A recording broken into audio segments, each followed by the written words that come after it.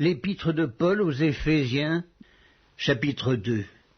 Vous étiez morts par vos offenses et par vos péchés dans lesquels vous marchiez autrefois, selon le train de ce monde, selon le prince de la puissance de l'air, de l'esprit qui agit maintenant dans les fils de la rébellion.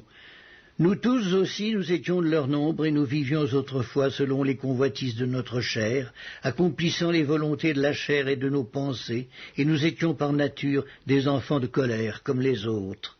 Mais Dieu, qui est riche en miséricorde à cause du grand amour dont il nous a aimés, nous qui étions morts par nos offenses, nous a rendus à la vie avec Christ. C'est par grâce que vous êtes sauvés. Il nous a ressuscités ensemble et nous a fait asseoir ensemble dans les lieux célestes, en Jésus-Christ, afin de montrer dans les siècles à venir l'infinie richesse de sa grâce, par sa bonté envers nous en Jésus-Christ. Car c'est par la grâce que vous êtes sauvés, par le moyen de la foi. Et cela ne vient pas de vous, c'est le don de Dieu. Ce n'est point par les œuvres, afin que personne ne se glorifie. Car nous sommes son ouvrage, ayant été créés en Jésus-Christ pour de bonnes œuvres, que Dieu a préparées d'avance, afin que nous les pratiquions.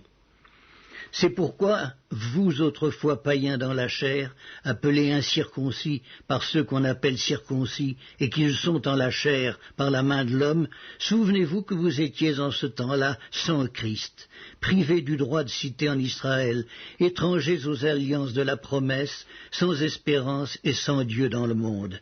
Mais maintenant, en Jésus-Christ, vous qui étiez jadis éloignés, vous avez été rapprochés par le sang de Christ, car il est notre paix, lui qui des deux n'en a fait qu'un, et qui a renversé le mur de séparation, l'inimitié, ayant anéanti par sa chair la loi des ordonnances dans ses prescriptions, afin de créer en lui-même avec les deux un seul homme nouveau, en établissant la paix, et de les réconcilier l'un et l'autre en un seul corps, avec Dieu par la croix, en détruisant par elle l'inimitié. Il est venu annoncer la paix à vous qui étiez loin, et la paix à ceux qui étaient près. Car par lui nous avons les uns et les autres accès auprès du Père dans un même esprit. Ainsi donc vous n'êtes plus des étrangers, ni des gens du dehors, mais vous êtes concitoyens des saints, gens de la maison de Dieu. Vous avez été édifiés sur le fondement des apôtres et des prophètes, Jésus-Christ lui-même étant la pierre angulaire. En lui, tout édifice bien coordonné s'élève pour être un temple saint dans le Seigneur. En lui, vous êtes aussi édifiés pour être une habitation de Dieu en esprit.